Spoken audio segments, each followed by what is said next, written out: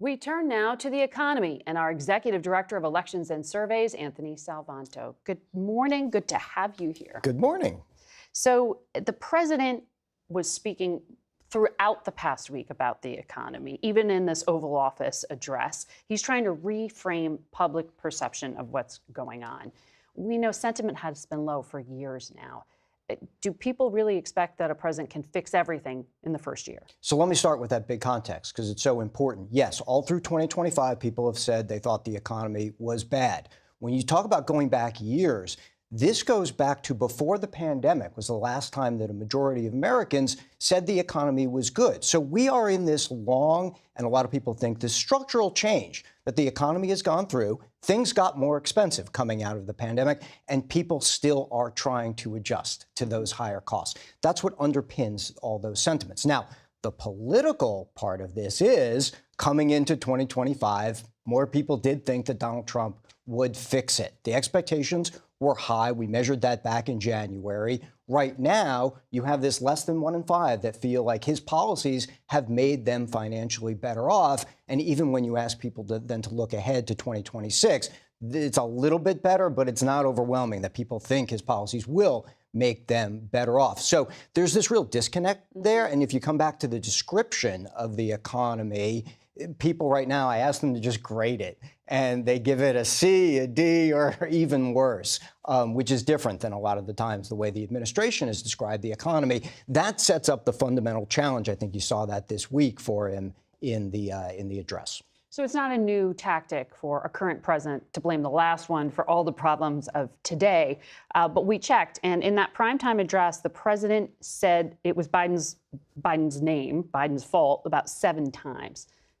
Does the public buy that? Well, when you pick up on what we just talked about, this long-term trend, the president did inherit an economy where people thought, a majority of people thought it was bad.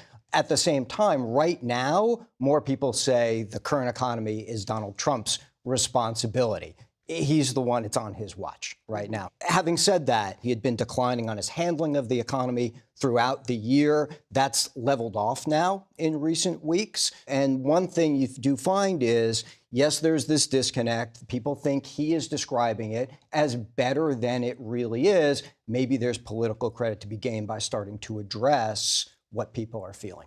So one thing we know is that healthcare costs for both private insurance users and government insurance users is going to be up.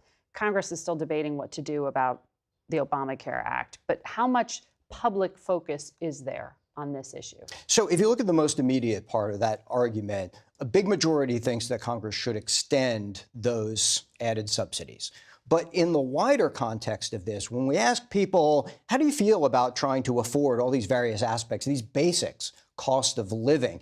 Healthcare is one of the ones that stands out that a lot of people say they have trouble affording. And I think you're picking that up in the general sentiment of how people process healthcare, health insurance costs as well. It's a very important part, obviously, of people's budgets, but also one that they tell us that concerns them a whole lot. So one of the structural changes you sort of alluded to earlier is the change coming from artificial intelligence. You were looking at this. We've seen a lot of discussion about how it's reshaping things. Are Americans sort of digesting that? How do they understand it? Yeah, we've been following this all year because, right, it's driving stock market gains. There's a lot of investment in it as well. Right now, you see a lot of uncertainty from the public about it. On one hand, when I ask people, what parts of the economic sectors are you most or least optimistic about? Technology stands out as people being optimistic about it in general. But with regard to AI in particular, more people tell us they think it's going to decrease jobs than increase them. And a number of corporations forecasting a lot of spending on technology in the new year. What do all these dynamics mean politically for the midterm races in 2026? So let me start with the president, because one thing I asked heading into 2026, is there anything that the president could do to change your mind about him? And there are a substantial number of people that say yes. Perhaps not surprisingly, when I follow and ask, well, what would that be about? They say it's the economy. The reason that's important is in the dynamic here, a president is always key. He's not on the ballot, but he's always on people's minds. in a midterm year. So that's the first thing to watch.